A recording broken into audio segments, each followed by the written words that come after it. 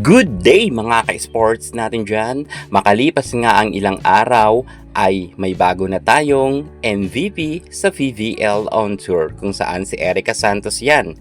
Erica May Santos ipinanganak noong October 25, 1999. Sa kasalukuyan ay talagang masasabi natin kalakasan nga ng kanyang karera.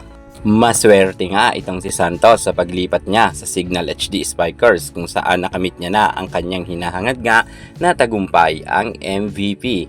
Number 1 best scorer siya at number 1 best spiker. Sa kanyang angkin kagalingan ay marami talagang napahanga nga itong si Santos. Bagamat natalo nila noon sa prelims ang Creamline, pagdating naman sa Battle for Bronze ay hindi man lang sila nagkaroon kahit isang panalo kontra sa CCS. Pero alam nyo ba, si Santos ng panahon niya sa UAAP ay hindi man lang siya nabigyan ng pagkakataon para maibabad sa loob ng court. Naging bench warmer lamang nga ito. Pero hindi natin akalain na pagpasok niya dito sa pro ay nagkaroon agad siya ng MVP award. Hindi nga katulad ng ibang mga galing star players sa UAAP. Pagpasok nila sa pro ay hirap na hirap nga sila makasungkit ng MVP. Pero itong si Santos mukha talagang nasa kanyang dugo na ang pagiging magaling. Kita naman natin na kahit sabihin natin na bench warmer siya noon at kahit nga sa PLDT noon ay nabangko pa ito dahil hindi naman siya ang starting lineup talaga at hindi siya ang first choice. Pero sa Signal HD Spikers ay buo ang tiwala ni Coach Shaq De Los Santos kay Erica Santos. At bagamat magaling naman talaga itong si Santos at wala na tayo dyan, may question pa dahil kitang-kita naman natin kung gaano nga siya nagpupursigi sa loob ng court. Ang inaayawan lang sa kanya ng mga netizen at madalas nga siyang punahin. Maswag daw kasi ito.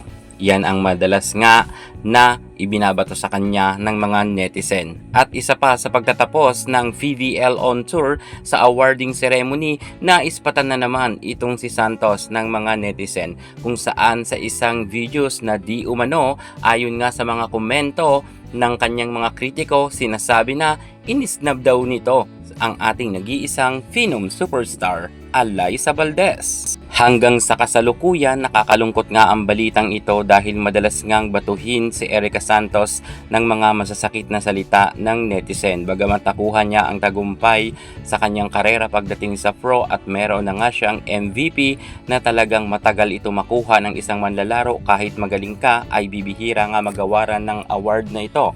Pero itong si Santos ay mabilisan niya ngang nakuha. Kahit hindi nagkaroon ng podium finish ang kanilang team na Signal. Bagamat para sa akin ay sa tingin ko si Alyssa Valdez lang ang kanyang ka-close fight para sa award na MVP. Kung sino man talaga sa kanila, well deserved naman talaga yan. Hindi naman yan ibibigay kay Erica Santos, baka mas nakalamang nga siya kay Alyssa Valdez. Pero ang pinupuntirya ngayon ng mga netizen ang pang-iisnab daw di umano ni Erica kay Alyssa Valdez. Meron kasing isang videos na kung saan tapos na nga ang awarding ceremony para sa MVP at ito ngang si Santos ay papunta na itong si Santos sa mga na-awardan. Pero eto ngang si Santos ay nakitaan nga sa isang videos na di umano ay babatiin sana ni Alyssa Valdez or i-congrats, pero inisnab daw di umano ito. At dire-diretso lang daw at hindi tiningnan itong si Alyssa Valdez, kung kaya bumahanga ng samut-saring mga negative na komento kay Santos. Mukhang kawawa naman itong si Santos sapagkat nabash nga siya ng karamihan. Grabe talaga kung mababasa ninyo ang mga comment kay Erica Santos.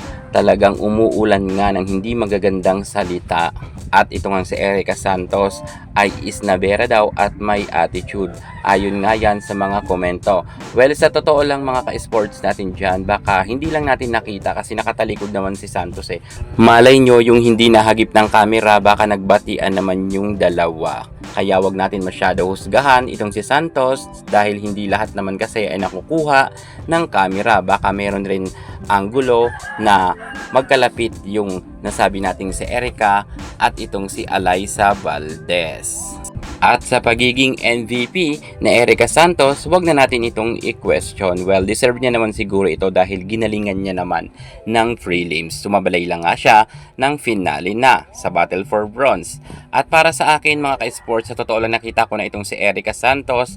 May isang videos nga na nakita ko na naglalakad itong si Santos at binati ito ng mga netizen. Kahit may kausap nga si Erica Santos ay lumapit siya sa kanyang mga fans at pinagbigyan niya ito na magkaroon nga sila ng larawan kasama itong si Santos. Kaya't kay Alyssa Valdez at kay Erica Santos, wag na ninyong gatungan pa or bigyan pa ng masamang kahulugan. Hindi naman sila magkakaaway dahil nga nasa sports sila, natural lang na minsan nag-aangasan sa loob ng court. Pero pagkatapos niyan ay magkakaibigan naman ang mga nasabi natin balibulistang ito. Mabait yan si Santos, promise. Maswag lang siya, kaya pasalamat na lang tayo dahil may bronze medal naman ang kupunan ni Alyssa Valdez. Kaya sana maging masaya na tayo para kay Santos. Yan muna ang pinaka-latest natin sa mundo ng volleyball. Thank you so much. God bless.